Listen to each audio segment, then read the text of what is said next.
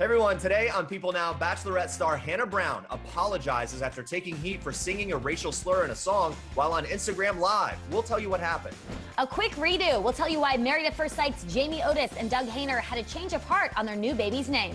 Brian Austin Green shares a cryptic Instagram post after wife Megan Fox is spotted with Machine Gun Kelly. What is going on here? Also, highlights from Cheer star Jerry Harris hosting a virtual prom. Plus, I decided I wanted to grow a garden. veggies, dancing, working out. Bethany Myers tells us all about life in isolation with hubby Nico Tortorella. Plus, soap icon Susan Lucci gets us ready for a new primetime special. All that and more today on People Now. Let's go.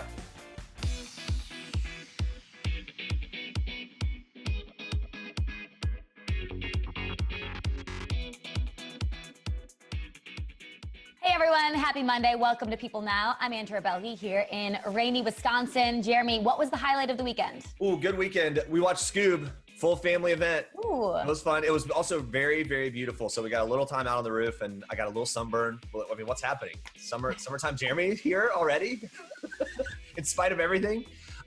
Look, there's a lot to get to today. We start on a very serious note. Here's what you need to know and what's trending. Over 180 people were exposed to COVID-19 after a person who was later diagnosed with the virus attended a church service in California on Mother's Day. In a statement on Friday, local health officials said the infected person received their positive diagnosis one day after that service and is now self-isolating at home. Butte County Public Health is working to establish testing for all individuals who were in attendance. Those people have been ordered to self-isolate at home as well. The church service goes against stay-at-home orders in the state of California, which has prohibited large gatherings since March. In a statement, the BCPH criticized that church, explaining, quote, despite the governor's order, the organization chose to open its doors, which resulted in exposing the entire congregation to COVID-19. Now, that statement goes on to read, this decision comes at a cost of many hours and a financial burden to respond effectively to slow or stop the spread of COVID-19. They have not yet named the religious organization in question, but went on to warn in the statement that moving too quickly through the reopening process can cause a major setback. According to CNN, as of Sunday afternoon, there have been nearly 79,000 cases of coronavirus in California and more than 3,200 deaths. Former Bachelorette Hannah Brown has issued an apology after using a racial slur on Instagram. In a statement posted to her Instagram story, she wrote in part, there's no excuse and I will not justify what I said. She ended the note with, I promise to do better. In case you missed it, Brown found herself in hot water on Saturday night on a now expired Instagram Live when she repeated the N-word while singing the lyrics to the baby song Rockstar. Fans watching immediately confronted her in the comments, to which Brown seemed surprised, saying, I did? I'm so sorry. No, I was singing, I'm so sorry. So in footage captured by Bachelor Tea Spill, Brown went on to question it further, saying this, quote, I really don't think I said that word. I don't think I said that word. But now I'm like, oh God, I never used that word. I've never called anybody that. We don't say that word. She went on to add, even if I did accidentally say it, I'm very sorry. I was singing a song and not even thinking. Despite the apology, Brown is now facing a lot of backlash, even from within Bachelor Nation. Rachel Lindsay, the first and only Black lead in the history of the Bachelor franchise, went live on Instagram to address the issue after Brown didn't post an on-camera apology. Lindsay said this, we can't give people a pass for this. We have to hold people accountable for what they're doing. She went on to add, non-Black people should not feel okay about saying the N-word. It's wrong. She also added some context for her stance on the issue, explaining that word was used to make Black people feel less than. And every time you use that word and you're not Black, you give that word power. Other Bachelor Nation stars, Becca Martinez, Nick Viall, and Mike Johnson shared their disappointment at Brown on their respective Instagrams too. Martinez posted several lengthy statements calling out Brown's privilege, while Viall reacted to a number of fans' questions, saying that it was, quote, disappointing to see. Johnson said simply, she shouldn't have said the N-word. It's pretty damn simple to me. Meanwhile, Tyler Cameron urged his followers not to turn on Brown. After sharing Rachel Lindsay's Instagram Live video to his stories, he insisted that he wasn't dragging Brown, but instead trying to, quote, educate those who don't get it. He went on to write that Brown is, quote, learning and growing, adding, love rids hate. Hate only makes more hate. Let's learn and lift each other up with love. Switching gears now, Married at First Sight stars Jamie Otis and her husband Doug Hayner have had a change of heart. They are changing their new baby's name just days after his birth. Yes, Hayes Douglas Hayner entered the world on Wednesday, but now his new first name is Hendrix. Jamie explained it all in a new Instagram Live post on Sunday. Here's a look. So the big news is that So, you know, like I said, I saw him. I almost called him Hendrix. I didn't even say anything because we were filming, and I was like, oh my God, I almost called him the wrong name. That's terrible. I called him Hendrix but then right he away. did. And I was like, wait a minute. You called him Hendrix? Yeah. And I did. And so also Hendrix is loosely tied with our angel baby, Jonathan. So we had our very first son his name is Jonathan, and we had him at 17 weeks. And obviously he was way too young to survive. And so we like try to honor him and like keep him involved in our lives and stuff, because it's officially Hendrix for everybody. Yeah, you can, if that's all you want to hear about. We did the birth certificate. Hendrix Douglas joins his 3-year-old sister, Henley Grace. Mom Jamie also explained in that post that she felt pressure to figure out a name for Hendrix during her pregnancy in order to develop more of a connection with her child before his birth. Jamie gave birth in their home, and people had the exclusive photos. Jamie continued to explain in her Instagram video, quote, "We named him Hayes before we met him. You have a baby inside you and you just call it baby boy. So I was like, let's decide, what are we naming our son?" And I'll tell you, there's a lot of pressure for this. For our first daughter, she was just baby girl Parsons in the hospital for several days. But I was going to say, did you know what you were going to name her? No, we didn't. And and she came early. That's a long story, but so we were just kind of like, what's it going to be? And we molded over it for days, and then finally did it. So there is a ton of pressure for sure. Just one day after Megan Fox and Machine Gun Kelly were spotted out in California together, Fox's husband, Brian Austin Green, shared a cryptic message on social media, which also coincided with his wife's 34th birthday. The post in question includes an image of a butterfly on a flower with the caption, "Eventually, butterflies get bored sitting on a flower for too long. They start feeling smothered. It's a great big world, and they want to experience it." Fans of Megan Fox know she famously has a tattoo on her shoulder blade with the Shakespeare quote, "We will all laugh at gilded butterflies." So many are speculating maybe they've connected the dots that this has to do with her in some way. Reps for Green and Fox did not immediately respond to people's requests for comment. Last Friday, Fox was spotted driving around and picking up food in Calabasas, California with rapper Machine Gun Kelly. Deadline initially reported the two were cast in the film Midnight in the Switchgrass, which has been put on an indefinite hold due to the coronavirus pandemic. Fox and Green have had their fair share of ups and downs over the years. After calling off their relationship in February 2009, they got engaged again and tied the knot soon after in 2010. But Fox filed for divorce in 2015, citing irreconcilable differences. A source told us at the time that they were at odds over balancing work and family life and have had several conflicts. A few months into that separation, the couple announced that they were expecting their third child together, and they reconciled again the following year. Last year, Green opened up about how the pair had struggled at first to see eye to eye about parenting, but it's since found common ground, saying that they now co-parent well, and adding that Fox is a, quote, fantastic wife and mother. In today's Stories to Make You Smile, we're taking a look at a family from Ann Arbor, Michigan that is delivering smiles one pizza at a time. Yes, this is an incredible story. Shalinder Singh and his family are paying for and delivering pizzas to local hospitals, fire stations, and police stations to feed our frontline workers as they keep us safe.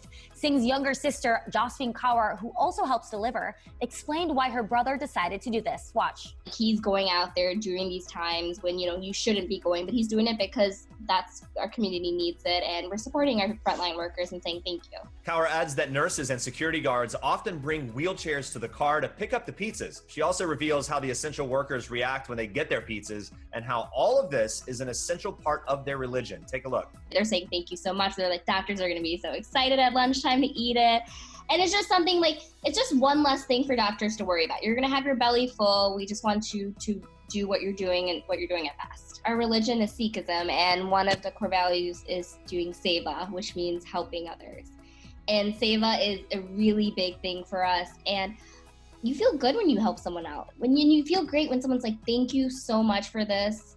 And it's just one thing. And then you see a smile on someone's face, and someone could be having a hard day. And if they're just receiving food at the end of the day, that's it. That's going to make them happy. 14-year-old Bonnie and 12-year-old Arjun, along with the rest of the family, have delivered more than 1,000 pizzas so far since early April. And they say they have no plans of stopping anytime soon. A really great story. This family is inspiring us all to do what we can to help.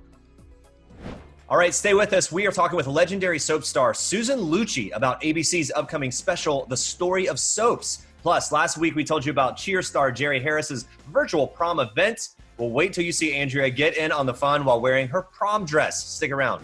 All right, everyone. Bethany Myers is the founder of the Become Project. So it's an app and a website where they share body-neutral workouts designed to make you feel good from the inside out. Bethany joins me now. Bethany, how are you doing? Hello. I'm holding up. I think how are you doing is such a loaded question these days, but overall happy and healthy, and so no complaints. Yeah, and I've been looking at your Instagram. You and your partner Nico have been keeping very busy. You're trying to grow some plants. So how is that going? Any updates? Yeah, so I was like raised small town, not necessarily raised with farming, but I have been a city kid like since the day that I could leave. I was like 18. I was like, I'm going to Chicago, I'm going to LA, I'm going to Dallas, I'm going to New York. So I haven't really spent like much time in nature and hands in nature. So I decided I wanted to grow a garden. I have learned that I've already made many, many mistakes. Number one mistake was starting planting way too early. So there's been like little pots of plants everywhere, but today I'm actually putting all the dirt in the garden and like gonna try to grow some veggies. We shall see. Ooh, what kind of veggies? I have everything. I have squash, cucumber, cilantro, tomatoes. I don't know. I just bought all the seeds. We'll see how it goes. I love it. You're also keeping very busy on Instagram doing fun dances. We saw some line dancing, hot potato game. What's been the craziest or most interesting thing that you and Nico have done to stay busy? Oh my gosh. Well, I think for the two of us, we have been like, we're kids at heart. So yeah, we played this like hot potato game. We're like throwing potato around the kitchen island, running around. Let's see, the other night I lay down on the floor and Nico dragged me around the floor. And that was a game for a good 30 minutes. So I don't know if we're doing anything too exciting as far as that goes. But you know what I will say, having like tactile things to do with our hands. So we've been doing like, we have this house upstate that we hadn't necessarily got to put a lot of love into. We were primarily in the city and just sort of like here. So we've been staying upstate and we've actually had an opportunity to like really put love into this house. So we redid this room that I'm sitting in now and like painted it. And so we've been keeping busy in those ways. But I think like tactile hand projects has been really helpful for both of our like mental, just our minds. I totally feel that having a task to do helps me. It also you spend some time doing it, some hours go by, and then there's not as many hours in the day. That definitely helps me. What's been the most challenging part of being in isolation with a significant other? The most challenging part is just that it's only the two of you, And I think like the beginning was really, really hard to communicate because I think we were both like everybody's frustrated, right, in general with what's going on. And so the communication piece was really hard, but I think what has helped the most right now is that we've started to learn to communicate like when we are not in a great mood and just be like, this has nothing to do with you, but I'm just going through it right now and I'm not in a great mood and I just need some space. And I think being really honest about that has been a super helpful piece overall in our relationship. It was like really needed. A lot of people are feeling anxious right now about maybe not eating as well, about not moving around as well, maybe gaining weight. I know you have a really great perspective on this. So what is your advice to people who are struggling right now in those aspects? Quarantine has really brought out, it's brought out a lot of our fears about fat phobia and our changing bodies and how we interact with our body. For some people, it's doing extra body checks in the mirror or like obsessing about what their body looks like. For some people, it involves eating more. For some people, it involves eating less. Like, I think there's just a lot of weighted stuff. Right now, we are experiencing what I would call global trauma. And so I've been really working on trying to reframe, both for myself and for others, reframe what it means to see your body changing during this time. And something I've said is like, I personally feel like extra weight can often be a cushion, like a type of support, something to soften the blow. And I think that when the body starts to hold on to extra weight, maybe it needs it. Let's get into the Become Project. So you've created this zero judgment, inclusive space where people can work out and feel good about themselves. So what first inspired you to create this? I was sick of fitness. I think that the messages that live within the fitness, wellness, and diet industry are 100% solely based around making you feel really bad about yourself in order to get you to buy their product. And the fact is that there's no one piece recipe that makes things better. But with the Become Project, what I wanted to do is give people a space to experience movement where they can feel really joyful about their movement, and where their movement is about honoring their body and feeling good in their body.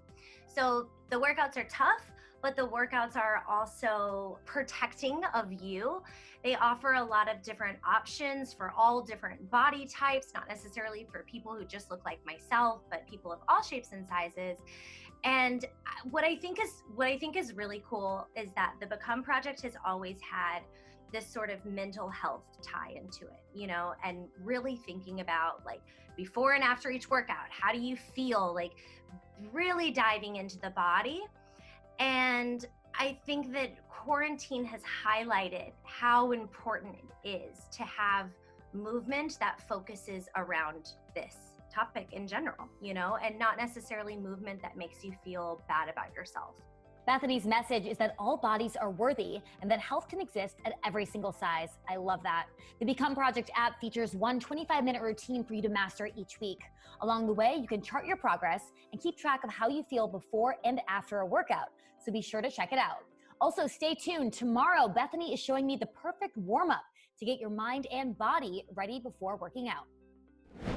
All right, with proms across the country canceled, American Eagle decided to step up and host their very own virtual AE&Me prom on Thursday. Here star Jerry Harris hosted. Addison Rae taught a fun TikTok dance. There was even a performance by Tinashe. Take a look at the highlights. Hey y'all, let's get this party started! It's Prom 2020, let's go!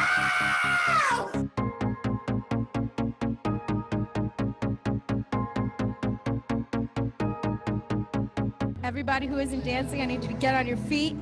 This is prom. We're going crazy for prom. Let me start the song over because I missed the beginning. Okay, here we go. Heart goes numb.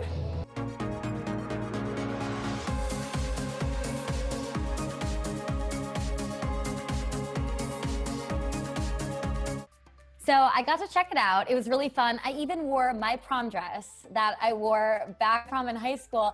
I actually was surprised that I fit in it. I mean, I don't know.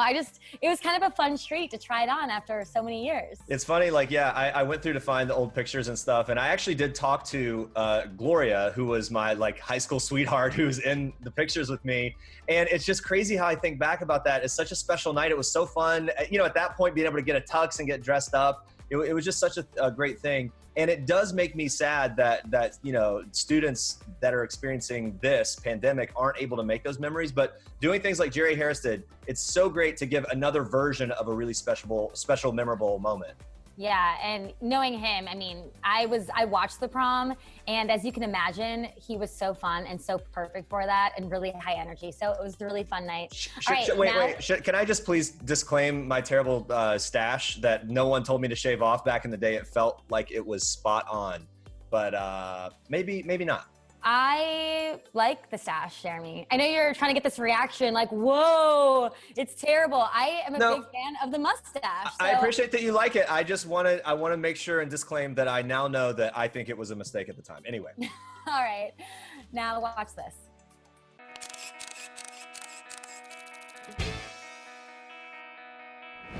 When people think about soaps, they think about daytime.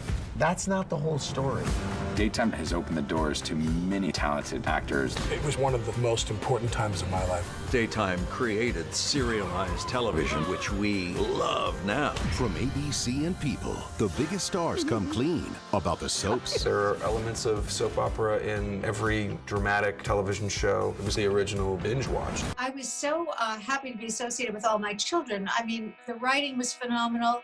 And as time went on, you know, people would stop me and say that they learned to speak English when they came to this country from watching Erica Kane on All My Children. I guess because she was very dramatic, they could tell what she was saying, even though they didn't necessarily understand the language right away. But also to have the luxury of that kind of storytelling. First of all, it was Agnes Dixon's storytelling. And then to have people stop me and say, and this really surprised me because Erica was the bad girl in town. And a lot of women would say people saw her spirit more than anything. And so I kept being asked to do interviews for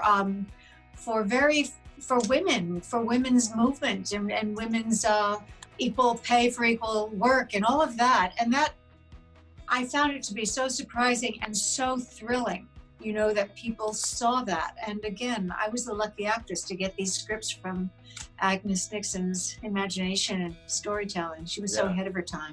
Legendary soap star Susan Lucci is sharing her thoughts about her time on ABC's long-running soap, All My Children. I caught up with Susan, who's featured in ABC's special, The Story of Soaps, where she told me how soap operas and soap stars have evolved. Watch. Well, again, not all soaps are created equal, and I don't know. I only worked on All My Children. Just like movies aren't all created equal, and nighttime series aren't all created equal. But I was really lucky to play this groundbreaking character of Erica Kane in Agnes Nixon's hands, because from the very beginning in 1970, a 15-year-old Erica Kane was modern. The show was modern, the storytelling was modern, the way it was shot. Before that, I'll begin there as the 15-year-old girl. My audition scene was with my mother, Mona Kane, played by Frey Heflin, and it was a knockdown, drag-out fight over a boy. Before I saw that script, I had only seen portrayed on film and TV. It was a very reverential thing, the mother-child relationship. And the child was usually sent to his or her room to do her homework and sent out of the room when everyone was talking. But at All My Children, in Agnes's hands, there were 4 of us who were high school kids. And there was a major storyline around us. And when I read that first script, that audition script, and it was 8 pages long, and I saw the relation between Erica and Mona, and I saw the spunk of Erica and the reality of the way they spoke to each other, I thought, this is fantastic. I don't know who Agnes Nixon is. That was my ignorance at that time. Oh, wow. But wow, it's great because there's humor, there's history, love between these characters, even though they're fighting. It was great. When you think back, I would imagine, obviously, being that character for so long, it would stick with you. What do you miss most about waking up every day, walking onto that set, and becoming Erica Kane? Oh, I was always so happy. My inside voice was singing when I'd go to the studio in the morning.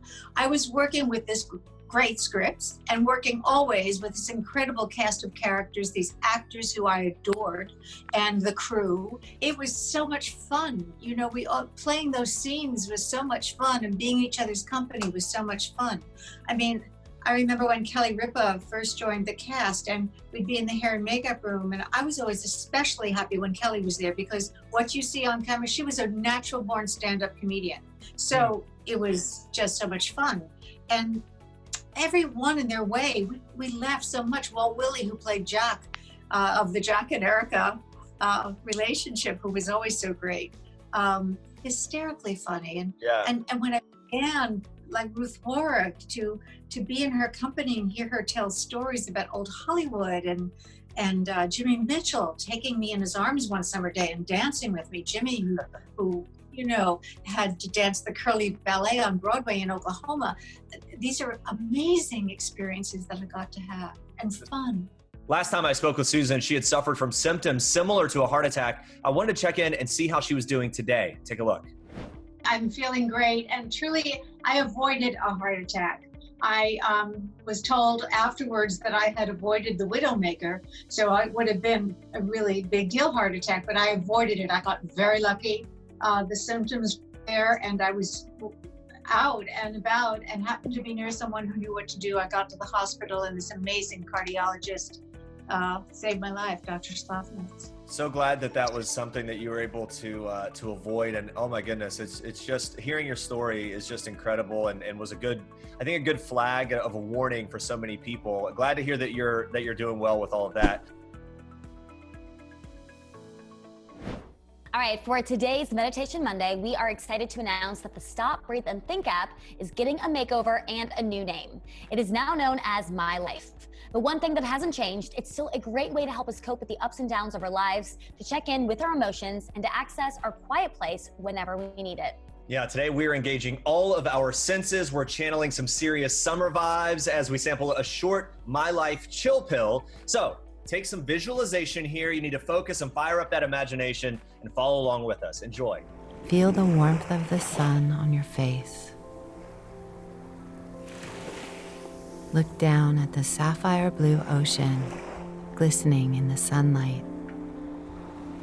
See the waves gently breaking on the shore, one after another. Feel the ocean breeze as it blows across your skin. Listen to the sound of the waves gently crashing on the beach and to the sound of the birds. And now take a deep breath in and smell the salty air. Immerse yourself in a sense of relaxation and ease, fully enjoying the peaceful sensations of the beautiful beach. All right, feeling good, feeling refreshed, ready for the week.